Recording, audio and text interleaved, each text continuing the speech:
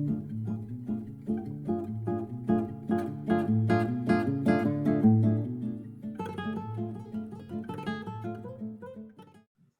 all right, here we go, everybody. Another wonderful 5 minutes with Sean, maybe 10 sit down edition. As you know, this year we try to give the guests the opportunity to bring their topic to the table and have a grand discussion about it. And today's BDC background heavy, right? My girl Wendy Reeves just has been doing it a long time. She just gave me a little bit more context before we started as to how long she's been in the car business. She's seen most of it happen, been through it, lived it. Wendy, how are you today? I'm fabulous, and I'm honored to be here, Sean. Thank you. I'm honored to have you. It's wonderful. Every time someone agrees to come on the show, I'm always very grateful because I get that it might not be everyone's choice. You know, they might not be into that. So, Wendy, as I was just saying, it's really your floor here. So, tell me, what are we going to be talking about today?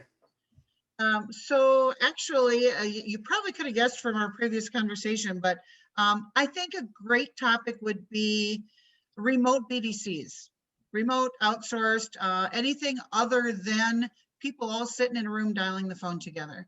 I think that the thoughts have and opinions have changed post-COVID, and I think it would be a completely different discussion today than it maybe would have been a year ago. I have to 100% agree with you. Obviously, you and I talked a little bit pre-show about that idea and that concept. I've met a lot of great folks like yourself along the way who've been specializing in the BDC world. And I think a lot of it started, and correct me if I'm wrong, Wendy, I feel like a lot of it started in the idea of the training aspect. You know, you went in, you were training, you were seeing these dealers in their stores, watching their people interact, and you probably came across the same headache, which was, God, I wish I could just do this from my house. Tell me, how did you get started in the remote BDC world? Well, actually the training I still do and prefer to do on site if I can do it for the in-house BDCs, because there's something about body language and voice inflection and tonality and everything when you're teaching phone skills and when you're training period, that you like to know how well or how authentically people are interacting and you know what they're retaining. But as far as the remote, so one of the BDCs that we launched in the Midwest back in August of 2014, we walked into an empty building, and that was back when I was with Dealer Strong, and they said, here, make me a call center. So we hired and staffed it. We ended up with, I think, up to 7 people. We grew that. I continued to coach and continue to coach their BDM there. And in August, or actually July of 2018, one of the DPs called me and said, you know, I've heard that this remote model is starting to catch on. Why don't we take a look at that? So with this particular model, because there are several, I worked with them remotely. We kind of built the whole process, the team, and I stayed with them until mid-December before I actually turned them over completely to the BDM. So that's how it got started. She still has the same staff that she had. She went from 10 on site. We started with 6 off-site. Now she's got, I think, 12 off-site and none on-site except for herself. And she's successfully we are launching a vehicle buying center for her as well, with remote team members and boots on the ground buyers. And they're both going really well. So take me back through the beginning of this. So you start with an on-site model, this example. On-site works through it, gets everyone basically transitioned to off-site. You talked a little bit about, you know, what you use for that apps. There's a lot out there. People can do their research and find all those things. But from that perspective, is the dealer now in a 1099 position with all of these 12 offsites, Wendy? Is that how that works versus the employment of In My Rooftop being a normal W-2 employee? Like, is that a big difference for the dealer? Have they experienced anything of a financial windfall with that sort of attitude, just on the basics of it? I would say on an average, they probably cut their payroll sources, their payroll expenses probably in half, if not more. And they're actually outside contractors. So also you don't have the turnaround when people choose to work from home. You don't have people calling in sick. You don't have the turnaround. It's so hard to get good BDRs. You don't have to be constantly training new staff so there's lots of savings in employee turnover and, you know, in-house operating expenses. You don't know, have all that machinery and everything else. You don't have payroll expenses that are as high. So yeah, big Yeah, windfall. and it's great because I think I like the flexibility of how it grows, right? I can grow into it, as you stated, we can get up to 12, but Yep. maybe a COVID situation happens and I need to scale back to 6. I haven't really changed anything. I don't have a morale issue inside the dealership. I don't have anyone sort of, I mean, 12 people working in that position. Now, Wendy, I'm old school here, but you put 12 people in a room, you got to get some drama, right? Oh yeah. Right, and you know firsthand what that's like being in those rooms, having that go on. And so now all that shit's gone, right? Now it's just people doing their work from home. That was pre-COVID. See, I was just telling my nephew the other day, I saw him, he said, Uncle Sean, we're gonna get out of school, right when we're supposed to. I said, well, that's really cool. He said, yeah, we're never not gonna. And I said, why is that? He goes, now with COVID, anytime we have snow days, we just have to go to remote learning. And I'm like, oh my God, like an epiphany moment Wow. for people to stop with the snow days, which we know you're in Arizona, you don't have those. You guys might have rain days. Okay, I've seen that happen before, but you don't have snow days. But so yeah, so this idea of dealerships can still operate the whole time with this sort of freedom to move. Did you tell me earlier that there's been no turnover to this No, this no. dealership? They've just added more people to the team. That's it. Exactly. I think one person left because they literally moved from one country to another. Their whole family moved. Other than that, I mean, when we first started out, like I said, the last hire was September. So I started hiring for that team in July. So yeah, we did. When we were first when we didn't know what to look for when screening employees, then yeah, we had to blow through a few, Yeah. that weren't showing up or this or that, or as we found better methods of keeping an eye on and measuring, et cetera. And, knew to make sure that they have enough RAM on their computer, that they have a decent processor, that they have, their upload and download speed are good so they can handle all the video applications and stuff when we have team meetings. Those things, yeah, we blew through a couple, but yeah, no turnover since September of 18. It's So amazing. once they're in, right? Once you've gotten the teammates figured out, and you guys, like you said, as a business, you learned a lot about what you were looking for and certain trigger points and better accountability. You see, that's got to stick at the crux of all this. And here's why I say that, because at a dealership mentality, right, is you can only be working if you're here. If you're not here, you're not working, and that's not fair because everyone else is here and everyone else is working. But that doesn't exist in that. How are you without, I don't want you to give away all the sauce. You've worked very hard to make it. But how do you work on the accountability aspect of remote teams, Wendy, and dealing with it? Because you've been dealing with it before it was necessary. Then it became necessary. It is quickly already fading back to not necessary. I've got everyone talking about in-store visits and, getting rid of, getting into offices, etc. So how have you developed your accountability? So it's interesting because a lot of the things that worked for on-site. So when you go in and train, and you know this yourself, for whatever you go in, and in the past have recommended to dealers that you can give somebody all the tools they need to be successful, but once you do that initial training or coaching or consulting, if you stop using some of the tools, you're not going to have the same results. Yeah. And that's what typically happens. You teach somebody something, you coach them. Okay, I got this, I'm good. Then they get to a certain level of, they become complacent. They stop using all the tools and the numbers fall, right? So now it's a world where I can't guarantee your success, but I can give you all the tools that if you use them, you will be successful. And that's on-site or off. So it's all the same things. As far as accountability for a BDC, hour to hour, it's daily and it's hourly. You have to make sure it's 3 things for me. It's dials, sets, and shows. It's make sure they're making the dials because it's a numbers game. And you want them to pull those reports and post them on whatever messaging platform you're using hourly. So if somebody's slacking all morning long and then all of a sudden, oh shoot, I don't have my dials in, let me start making all these fake calls and et cetera, so that my numbers look good, right? And then they start manipulating the data. If you keep them accountable from the first hour of the morning to be on task. If you give them a task list, prioritize what they're supposed to do, give them something to look at, give them something to report on every day.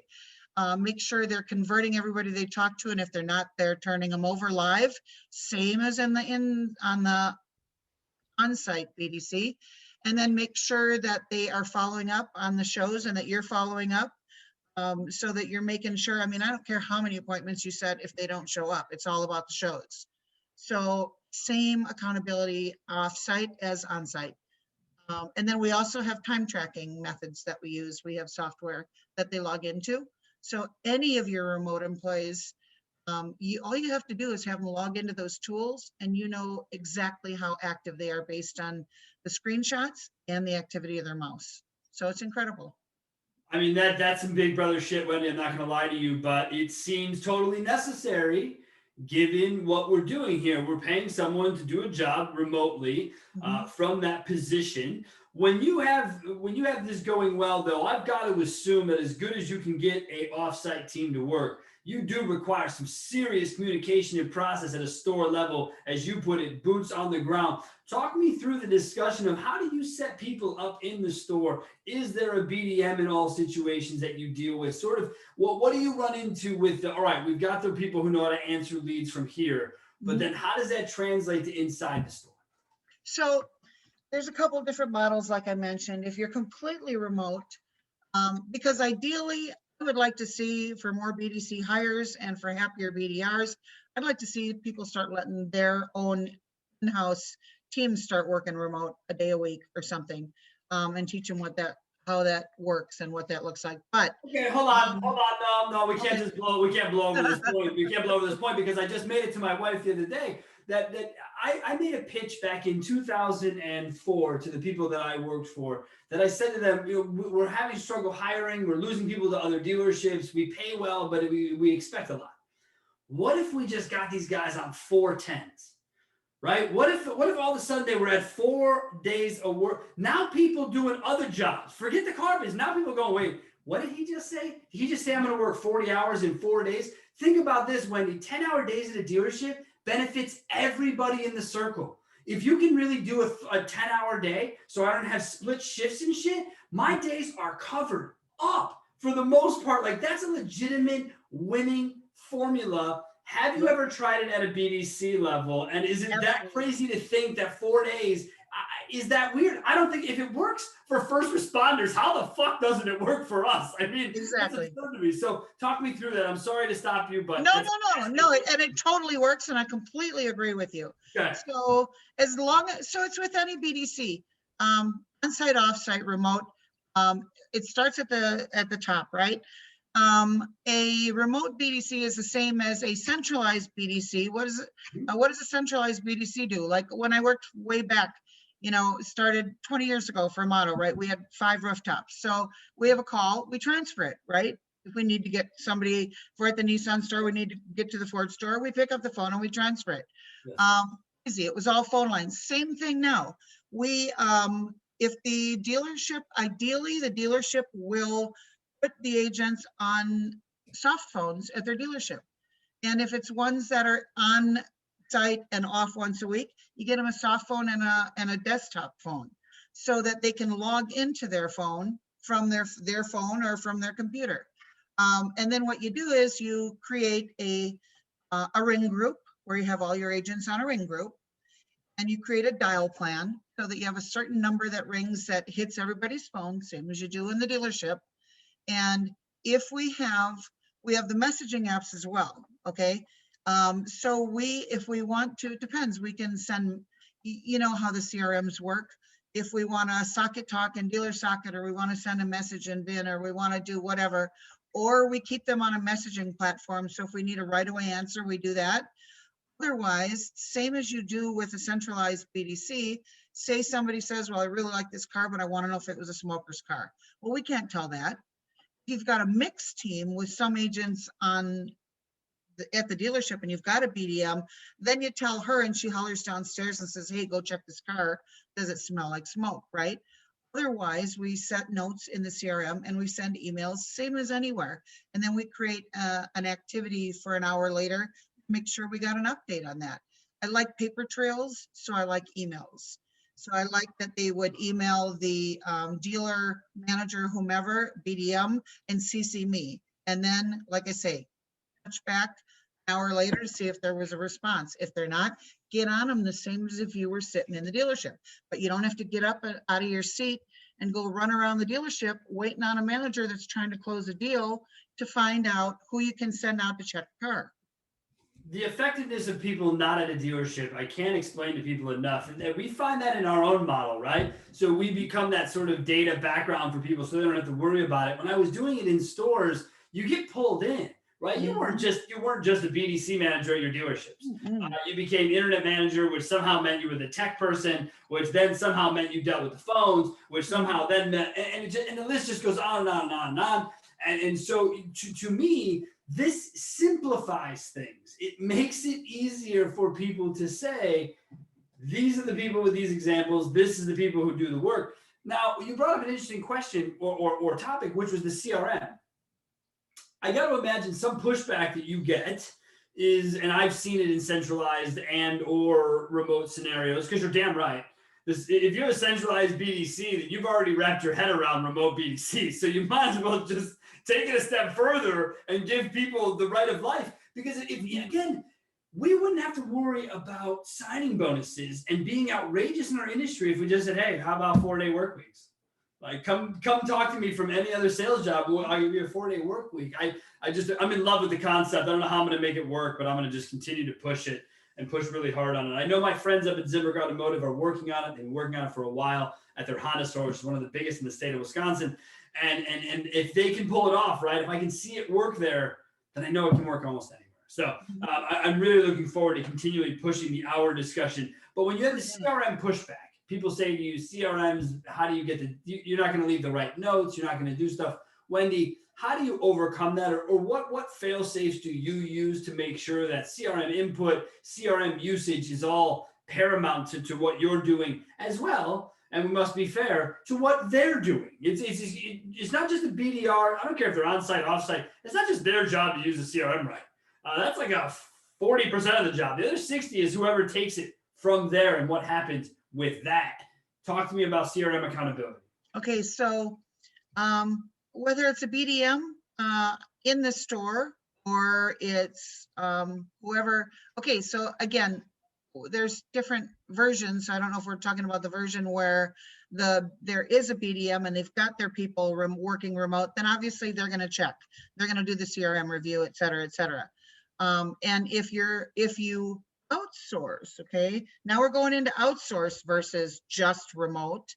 Yeah. If you outsource the working the leads and the management of that process, then you have to, there's a lot of people doing it out there, some very effectively.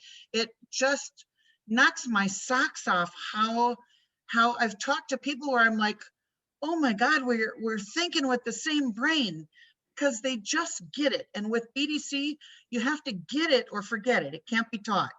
You have to be passionate about it. You have to get it. You can't, it's not like sales. It's completely different. And first of all, and you know this, I mean, and the first BDC I ever opened was in 07 back in at Amato when my GM at the time, Chris Cars, basically we had Who's Calling then, and 200 out of the 600 leads. I was internet sales, cradle to grave then, an internet marketing manager, as you said. You wear all the hats. I was, so like 200 of the 600 phone ups got into the CRM, which was at the time Autobase. So he's like, here, make me a call center. So we started with legal pads and then we switched over to Promax. So we learned everything. But you know that the reason BDCs exist is because salespeople are not notoriously terrible at detail in the CRM. And to this day, unless they've got a BDM onboarding them and they're spending some time in the BDC, which is a great idea, I might add, they still don't do it. So somebody has to check them every day, all day. You need to check their dials, how many calls completed, how many were converted to appointments. If it's not 70% of the people they talk to, then why didn't they turn over the call? There's learning opportunities. There's call review, inbound and outbound. There's checking their notes, spot checking all over the place in the CRM. So number of things. And if you hire the right person to outsource it to, check them out and make sure and get testimonials and talk to people that they've used and make sure, because some people call themselves an outsourced BDC, but they're no better than an untrained BDC in-house. So you get what you pay. Well, not necessarily get what you pay for. I was gonna say that's Yeah, because I don't charge right enough. now. Yeah. I know I don't charge enough. Yeah, Because there are people who have my buddy Mark Phillips is someone who tells me I don't charge enough. He's always told me that from the day I met him. He's like, you don't charge enough, you gotta charge more. And I'm I like, look, I charge what makes sense for me and for people know. involved. And it's good for me. And he's like, yeah, but it should be more. That's for another day. But Yeah. you bring up Chris Cars, right? What an Yep. unbelievable human being, you know, doing Absolutely. great things in the NCM world, just leading by example, and always has. When I met him in 2010, he was committed to the idea of a BDC. Mhm. That's the difference to most people. They fantasize about BDCs. I think they hear their buddies talk about BDCs. They're like, man, that sounds so cool and so easy. Let me just get a room, put some people in a computer, and go to work. It's just if you're gonna just half-ass it, then just keep doing whatever it is you're doing now. Yep. Because to scale a BDC appropriately, Wendy, and no one knows this better than you, it's time, it's commitment. It's Mhm. commitment. Yeah, of course there's financial, but if you want to change anything, typically money will be attached. When you look to build a team, right, from the ground up, what are you looking for? What are the attributes of again, I don't want to special sauce anyone here, but you look at a lot of resumes. You're looking at a lot of things. What are you keen for? Whether it's history, whether it's on the job training, what are you looking for? It's not automotive experience, not necessarily. It's not call center experience necessarily. It is, oh my gosh, it is some longevity at a job. I like to see that they didn't float from job to job to job to job. I understand here and there in a rare case where if they were offered advancement or whatever, especially if they're younger, they're going to move, but the usual stuff. What I do first and foremost, honestly, is I send them a cold call script and I ask them to send me an audio file reading the script. Because I like to see what kind of raw talent they have. Do they use tonality, voice inflection? How's their grammar? Do they have a little bit of, excitement in their upbeat in their voice? I don't care how many times they had to record it to send it to me. If the final product is crap, I'm not even going to respond to them. So that for me is first, because that's what we do. We talk on the phone, text, and send emails all day long. And then I send them a simple email and ask them to respond in their own words. Because if they don't know how to, if they can't read and write very well, forgive me, I don't mean to insult anyone, but this isn't the job for them. Yeah, I think it's important that people understand that. I myself, I used to be I'm still horrible. I am horrible. I forget parts of words. I don't know punctuation very. That's just who I am. That's who I am. And I've always sold it. Okay, is what I've sold it to people as. That's good. Authentic. People make mistakes. Blah blah blah. Totally. But then use Grammarly. Yeah, use Grammarly. Yeah, that's how I sell my grammatical errors down the river, is by telling you that it's just makes me authentic and it shows people I make mistakes. Yeah.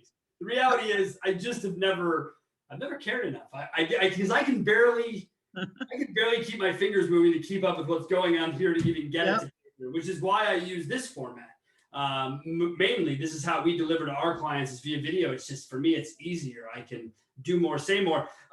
So the audio file, I bet you could have a whole podcast on those audio files, couldn't you? Probably, yeah. Another great thing is, I've hired people from certain industries where I hired a guy that worked on a cruise ship like a month ago, and he was out of work. He was a chef on a cruise ship, and oh my God, he's a natural because of his experience just striking up conversation with people, and people from gyms that work at gyms like Planet Fitness or wherever, they're really great. Another one of the tips, anybody in a service industry, in a hospitality industry, hotel employment, restaurant employment, they just know how to talk to people. They know how to use diplomacy skills because they have to, because the customer's always right. Yeah, Yeah, right. I've tried to, my sister's been in the food service industry for a long time, and I've always tried to convince her, like, hey, dude, like, no offense to your industry, but why don't you come make some real money? And, that's how someone recruited me. And it worked for me. It doesn't work for her. Yep. She's not, that's not her bag. But food service industry is taking a bit of a hit, right? People had a year off of those jobs and they're like, I don't want to do that job anymore. But the same thing has happened to our dealerships. The same thing has happened because Exactly. we let them be remote for 6 months. They fell in love with that. Yeah, I heard their kid in the background. Yeah, things were going on, but productivity was there, numbers were there. And then all of a sudden I said, hey, back in the store, that's it. I've seen it happen across the country. What would you recommend, Wendy, right now to a client who was like, Wendy, that's it. We're done with the remote thing. Bring them in-house. Let's just go to this. What would you sort of say to that emotion right now that I'm seeing across the country? Impulsively, right out of the gate, be careful what you ask for, because I've got an 18-person team that has been trying to get their people back since COVID to work regularly. And I mean, here's the thing, if you're going to do that, that's all well and good, but make sure you got the right pay plan. Make sure, because there's mixed feelings right now.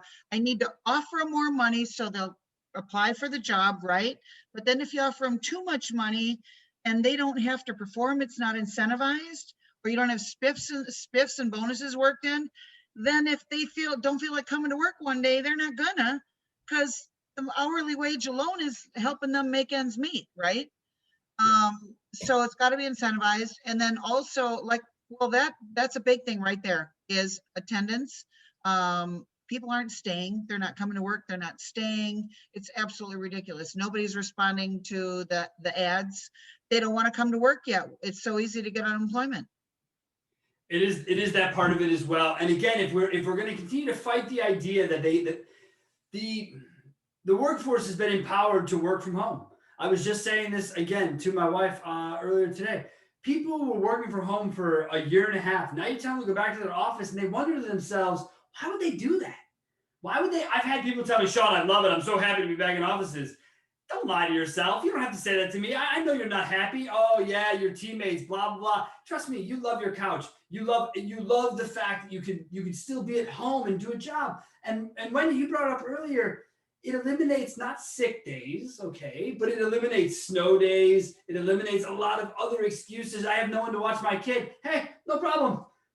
Log on, get to work. Like you and your kid are going to be at home today. That's going to be fun for you. Wendy, is it my perception, or do you deal with a lot of single mothers in your role? Like a lot of people who are looking for flexibility come to you and sort of look for that. Is that fair? Absolutely. And a lot of them are still taking the kids to daycare, but they honestly like the idea of, even if it's your lunch hour, being able to log out of the CRM and, put dinner on or whatever, that you don't have the travel time, that you don't have the gas and the expenses on your car, that you don't even have to have a car, and now there's so many other things, like, when the last time was I stepped foot in a grocery store? Oh my God, I can't even tell you. I have everything delivered. I put in my order at 6 a.m. and it arrives around lunchtime. I go to my front door, boom, there's my groceries. So, unless I want to get meat, I'll go out for meat. Okay. But yeah, honestly, we have to get with the times. We have to think about it. Think about this. Think about exactly what the BDC is. Whether it's on, even when it's on site, right? It's a bunch of people in a room that's nowhere near the showroom, and they're not even going to see the customers. And most of them shy against that. You remember back in the day where we were like, Yeah. I think a warm TO would be a great idea, guys. I think it'd be wonderful. And they'd be like, look, if I wanted them on the showroom floor, I'd make them salesmen. I'm like, yeah, no, don't do that. I don't want you to ruin them. That isn't a thing. So the warm TO is not a thing. If they're just going to sit in a small room, I don't mean to be, most people are in a small room. They're in an uncomfortable place, and they're just sort of being, very little airflow, very little sunlight. Okay. I mean, it's like freaking Vegas to that extent. Try to back up your chair and you're like, oops, sorry. Yeah, right. But bam into each other. Yeah. So I don't get what people don't get about allowing the flexibility of remote work and 4-day work weeks. You already brought it up. We're so worried. God, I saw the other day, signing bonus, $15,000 signing bonus. I gotta tell you, I would love to A/B test that ad against 4-day work week ad and tell me who applies and who I hire and who ends up wanting the job. Because I think people found that time's more important. So, Wendy, when you go into a dealership and you first sort of do you have people who ask you your opinion of the outsource remote versus in-house? Like, is that a common question people have when they begin to engage you? And if so, Um, how do you answer the question of what's best for me? So I'll be honest, and this is probably a rarity, and you'll probably call me really dumb because I could probably be in a much nicer house or this or that or the other. I've never marketed myself, so everybody I've ever had a discussion with pre-Clubhouse was a referral. So they already kind of spoke with whomever it was that they knew, whether I managed or coached their on-site team or their remote team. They had Yeah. an idea and they knew it was effective. But yes, the ones that come to me now, like, since Clubhouse and all that started, yeah, it'll start with, so tell me about this idea of remote, how it works versus on-site. But I always, and that's why I mostly work currently, like I told you, with independents and such that are looking to find a solution to, because their salespeople aren't managing their leads well. Yeah, I'll go at all options. I will ask them, what kind of leads are you getting? What kind of lead volume? How many salespeople do you have? Have you had a BDC, et cetera? Are you prime, subprime? And then together we'll open again a more of a strategic session about what I think might work, and then give them the options, right? Either remote or on site. And I'll tell you, some people, and this is just starting now, but another fabulous thing for especially the bigger groups and the people who are blowing up with leads, because whether it's people looking for vehicles with the inventory shortage, whether it's like whatever it is, the new lead sources, the leads that the dealers are fortunate enough to be blowing up with. Maybe it's not even managing all your leads. Maybe it's doing a first response to stop that OEM response clock, but more importantly, get a response to the customer and engage them and talk with relevance about whatever it is they're looking to accomplish, and starting the conversation. Then if you have an internet sales team, they can turn over and they can once you do the fact finding, so huge value to the dealer. And it doesn't have to be the whole process. It can just be because, I mean, how often do dealers they're not open on Sunday, right? So their salespeople walk in on Monday to 100 leads. You're not even going to get through them till early afternoon, much less be able to deal with the fresh ups on the lot. So let somebody else get that first response for you. Interesting. Parse it, piece it out, right? Make it make sense where you can factor it into your process, make it work for you. Yep. Wendy, is there a cost difference? Does it rank in any sort of direction from most expensive to least expensive in your experience? Because I know that a lot of my dealer friends, it's going to be one of their first questions and concerns, as it should be. Can you take us through just the expense of each of these options? So I have seen, like the larger companies, depending upon the service level you want to receive, whether it's taking your inbounds, whether it's just doing outbounds on the leads, yeah, there's going to be a difference. And I think most of them charge per lead. I've never even done those computations. So I usually figure out if you're going to manage the whole team, then I say, for the outsourcing, I still charge like hourly. I'll say certain number of BDRs, this is what you should pay them, and then make sure that they're working all the leads in the CRM all day long if they don't want to manage their own process. Okay. So, and the same as if you help them launch a remote team of their own and they hire the people, then no, it's the same cost as it would cost you to hire them for on-site, and it would just be a management fee to keep an eye on them and report on them. So the BDR hourly is no different in your world, whether they work in a dealership or they work at home. Is that Well, what I'm? no, it's a lot less.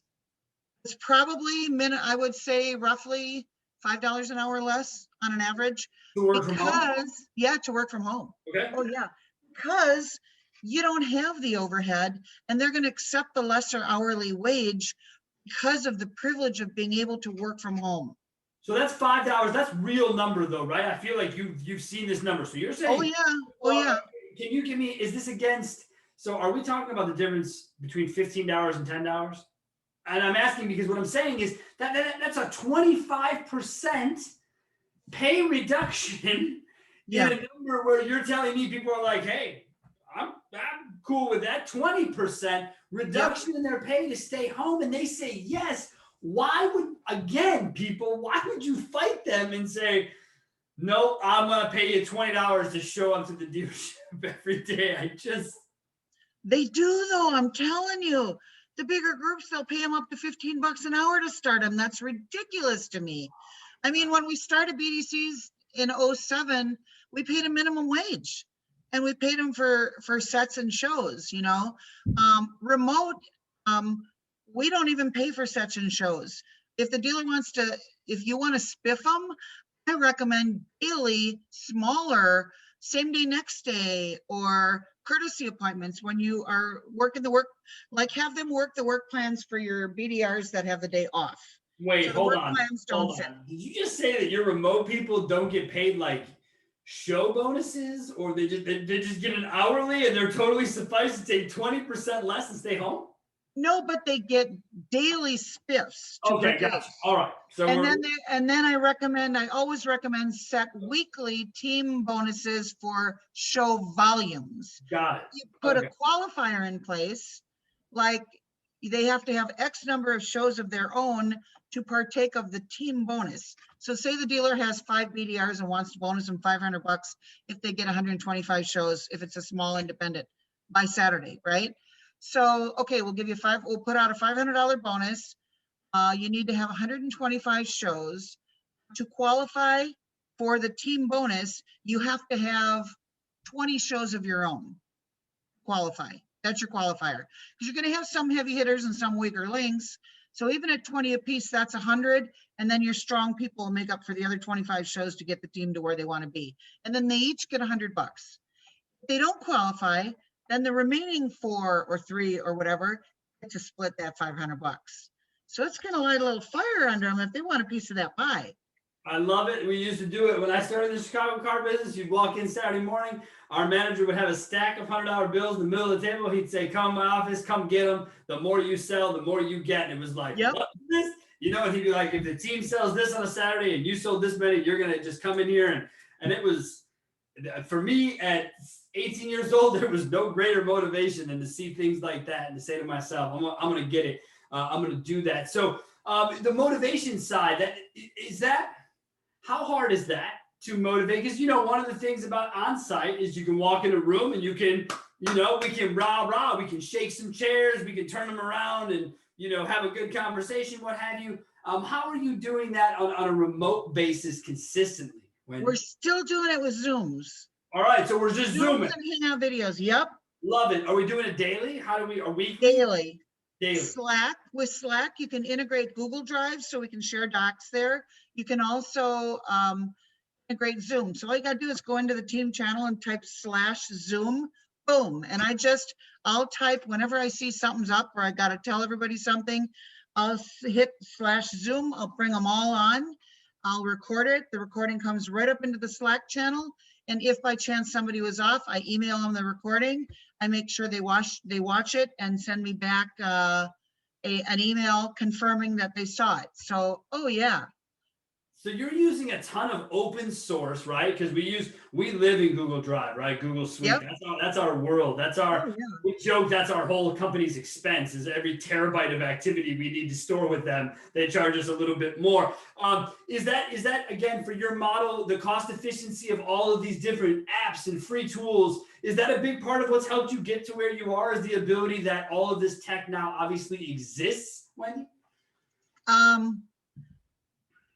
I think so, probably, because it's the same, and that's why I say you can equate it all to the same thing you do for on-site teams. Any BDC trainer or sales trainer that you ask, it's all the same thing. You got to have accountability, and you have to be able to measure, you know, inspect what you expect, you know, measure what you manage, et cetera, et cetera.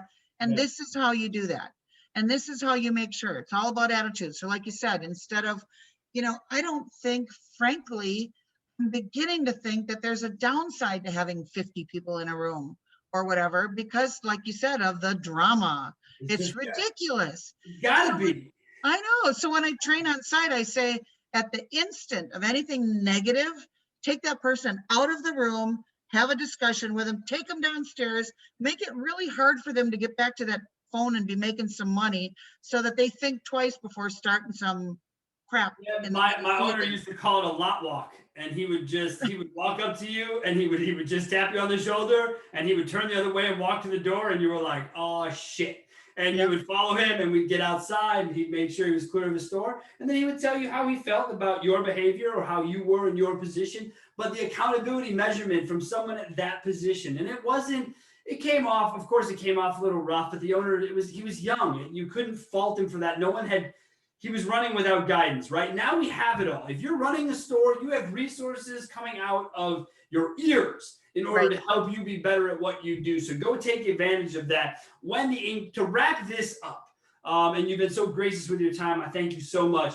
What advice do you have for the owner, general manager, in the position right now who is shopping these concepts, this idea? What comes to you is, hey guys, make sure this happens. What is it? Make sure you research the company and that you pay attention to what they're doing. You want to know what kind of communications they're sending out. You want to take a peek in the CRM, whatever. Like I said, there are a handful of them that I know are absolutely impeccable as far as service and everything else. And I've talked with them and we share notes and collaborate and everything else. So there's some incredible businesses out there. And especially now, you know what else? That everybody wants to do data mining for vehicle acquisition, right? Yeah. Whatever it is. I mean, especially equity mining is blowing up. True BDCs, right? True business development centers in that way, right? Honestly, otherwise, we're sort of inbound, outbound, but that's developing business. And you already mentioned it, trade acquisition. Trade acquisition is, at an all-time high. You've never seen or heard of so many curve acquisitions happening, but we kind of wing it. We don't have the process for that. So you're speaking to the idea that you research them. Shout out to my friends at Stralid, my boy Vinny, my boy Josh. Those are an outsourced guy that we've used before with other clients with success and accountability measures. And I love that part of it. But when you look really hard at Wendy in your spot, and I'm the owner, and I say to you, Wendy, I want to go with remote. What's the one thing I should be aware as a pitfall about the remote concept? With my own BDM. I got a BDM. I want you to hire a remote team that my guy, I got the one internet guy, I love him, but he's got 500 leads and I got to get him help. What should I be looking out for as the downside to the idea of the remote? The downside is you got to manage it like anything else. You've got to make sure that they're getting the right kind of conversions and sets and shows that it's not just an out of sight, out of mind concept. Any BDC, anybody who's working your leads, you got to manage it. So it's no different than on-site. I love it. I love that you go back to that. You've gone back into this whole discussion. You're absolutely right about it. Wow, that was awesome. I love the BDC discussion. I'm somebody who believes that if it's done right, it can be a huge, huge win for everyone. And now this idea of the remote concept has got me excited. Wendy, is that international? Or do you just have US-based employees? I guess I wouldn't want to ask you that earlier, but you brought up the cruise ship member. Oh, yeah, no, the majority of my agents that I hire for those dealerships are offshore. Really? Wow. And I know probably most of the ones here no, because you know what? Even the people I'm screening now, I'm finding out that they're responding to ads from other dealers. So it's catching fire. Yeah. And so you have to answer your question, because we did go past that. There's 1099s for the US-based employees, right? Yep. The offshore employees, they're outside contractors. There's no 1099, there's no payroll tax, because they're outside contractors. And what you do is you get a federal form, you get a W-8-BEN that states that they have no business interest in the US and they're going to pay taxes in their own country. And if you use an app like Upwork, they will manage that for you. You simply pay Upwork and they assume all responsibilities. Wow. Folks, she just gave you a freebie right there at the end. Special sauce. I hoped you waited for it. I mean, it was 44 minutes in, but the good stuff is at the end. Wendy, thank you so much for your time. You have been tremendous. Thanks. Folks, you can find Wendy on LinkedIn. I know she's all over the Clubhouse app these days. I see it. I'm hearing about it. I understand it. I'm all about it. Look, thank you again so much, Wendy. You were phenomenal. Folks, this has been a joy for the last couple of weeks. We've sat down with some tremendous people. We had our Mental Health Monday. We now have the great Wendy Reeves. Next week, I'm going to be sitting down by myself, and I think you're going to want to join the discussion. It's going to be a real good time. So thank you all so much. Have yourselves a wonderful week, and we'll see you again next time. Thanks, Sean. Take care. Thank you. Thanks, Wendy. That was great.